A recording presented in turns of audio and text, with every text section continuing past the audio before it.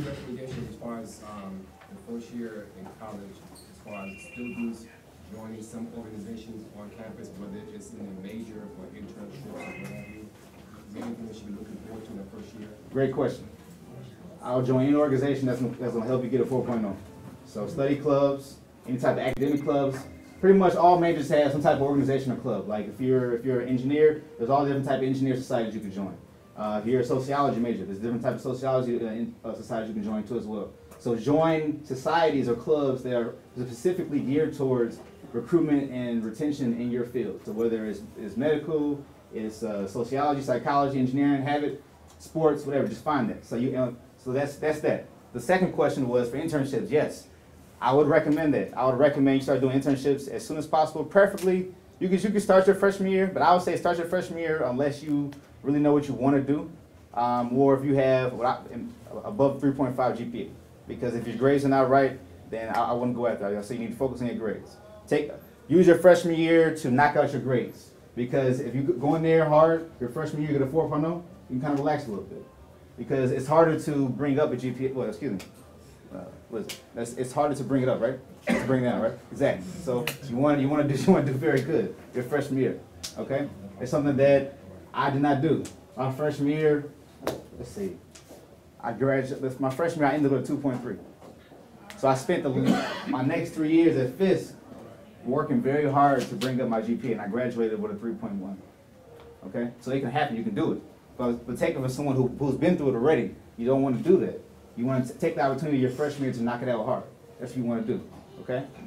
Time and place for everything. Like I said, you can find time to have your social life, get your grades in, and do your extracurricular activities. But you have to have time management. You have to, because like I said again, nobody's gonna be there to do it but you. You have to do it. Any other questions? Yes. Can I just make a comment? Yeah. My son, his freshman year was just, with the, like I said, he's at Alabama A&M, this was his first year. He's majoring in environmental engineering. And he had a lot of discouragement, but he kept on pushing because he had a few people to encourage him. I'm just telling the young people, especially young men, don't let anybody discourage you. All right. Even your own mothers, fathers, whoever's in your family, because sometimes they don't see the vision. Right. God gives you a talent, okay?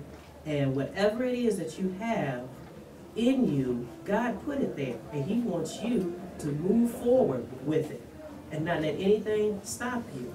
So sometimes you can't share your vision, your dreams with everybody because they will, just douse it out. I had a vision at one time to become a veterinarian, just like this young lady here. But I work at an animal hospital now. I'm not a veterinarian, but I work at an animal, but I do help those that want to become veterinarians. So I let somebody douse my fire right next to me, my own people. Mm-hmm. But I grew up in a different time when we just didn't do stuff like that. Right. Okay? But I'm not going to put it out for anybody else. So Right. hold on to your dream, do your research, don't let anybody stop you. Okay? That's what you can do for yourself. That's right, and I agree with that 500%. That's great. Everybody in this room has a gift. Everybody. I mean, it means everybody. It means the parents too in here. Everybody has a gift. So you tap into it. You can tap into it now. A great way to tap into it is in college, because college you're exposed to a lot of different things. Mm-hmm. But everybody in this room has a gift. Everybody. She's right. So don't ever let nobody tell you that you don't have it. Everybody has it. Okay. So me, I just happened. I found out mine was too. I said, you know what? I got to use my creativity, my genius, my brain to help the world. That's what I got to do. That's what I'm doing right now, day by day. That's what I'm doing. Now you can do it too in different ways. It doesn't matter whether you do it. It's sports, it's engineering, veterinarian. Doesn't matter. Everybody has a purpose to help this planet. Everybody has a purpose what they do to help everybody else. We all need each other. The engineer, needs the doctor. The doctor needs an engineer. The doctor and the engineer both need the lawyer. Something wrong go wrong, right? Exactly. So I'm gonna come after you. Go after you in a couple years though. So any other questions about college? I went to HBCU. Anybody know what HBCU is? What's HBCU? Historical Black College or University? Yes, exactly. So any questions about that? Compare HBCU compared to a traditional school, because it's a little bit different experience. Any questions about that? Can you describe it at least? Okay. Well, HBCU, as he said, historically black college. So you there, it's all, it's all us. It's all us there. So in the difference, in my opinion, and from my other friends who went to other schools like University of Chicago and UIC and Wisconsin, is that HBCUs are a more nurturing environment.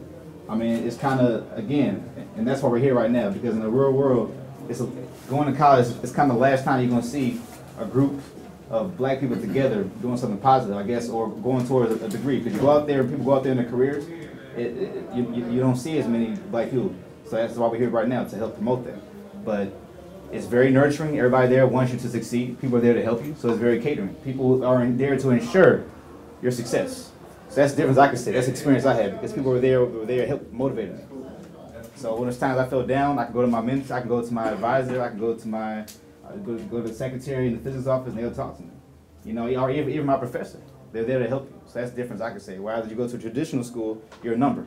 You know, it's like, okay, your ID is 001256, because you're one of about 40,000 students. Like you go to a school like U of I, they got 50,000 students. But that's not to say that you can't be successful there, because there's many black people that went to traditional schools and were successful. I'm just speaking on the difference. That's all. So you can be successful in both environments. I'm just speaking on the difference. Yes. Julian, let me ask you a question. Maybe you can explain to the students that are here. You know, about, you know, there's a perception sometime if you go to a historically black college that you're getting less of an education, and you're in graduate school now, and so explain to them how that helped you or it hurt you. I'm sure that it did hurt you, but you applied to more than one graduate school, and can you explain that process and that how you weren't damaged in any way whatsoever? That's a good question. That is a stigma, I should say, that is out there. But let me say this though. It's more than just book smarts that help you become successful in life. There are many people out here who are very brilliant. I mean, they're very good at taking tests and answering questions. But when it comes to the real world, it's more than that takes you to become successful. It takes character, it takes personality.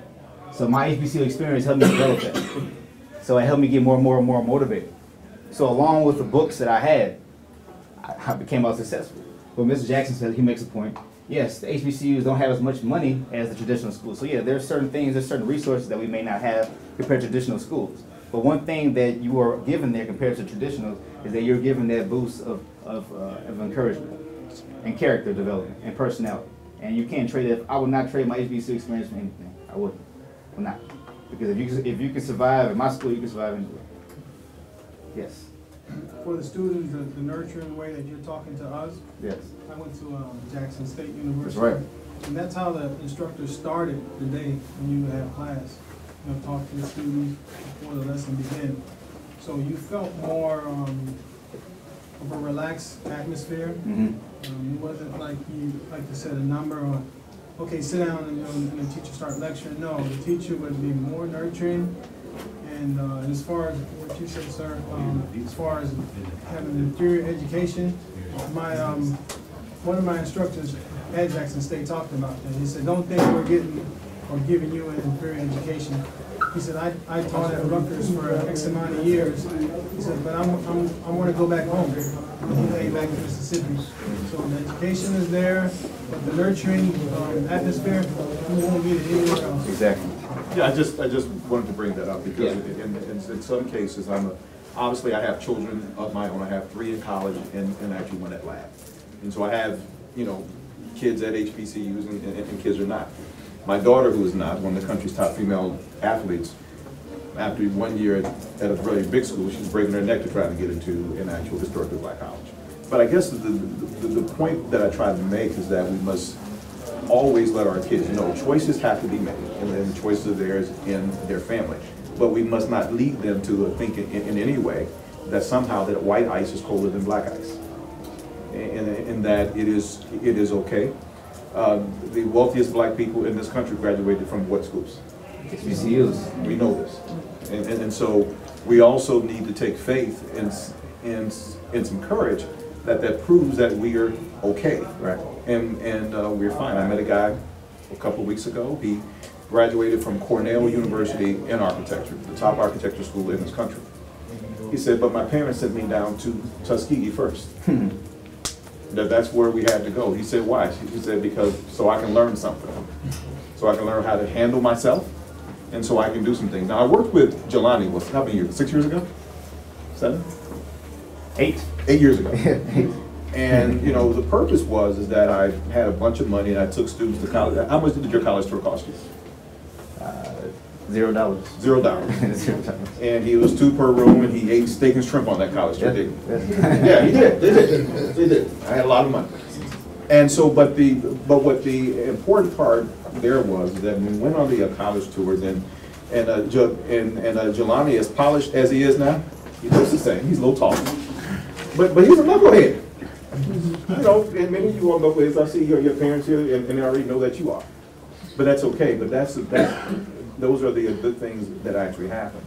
But my son is at Morgan State, and you know, I've sent 100 students down to Morgan since I'm the Fisk, but Morgan and a couple other schools, mostly almost all African American males. And what they do down there with them is an incredible thing, because the son that I sent away is not the son that came back to me the same way 1 semester later. You know, he wanted to work in the music business. So I knew that Jay-Z's mother was on one of the boards there. She'd take trips, bus trips down to Baltimore, all over the place that she does college tours. She just does it.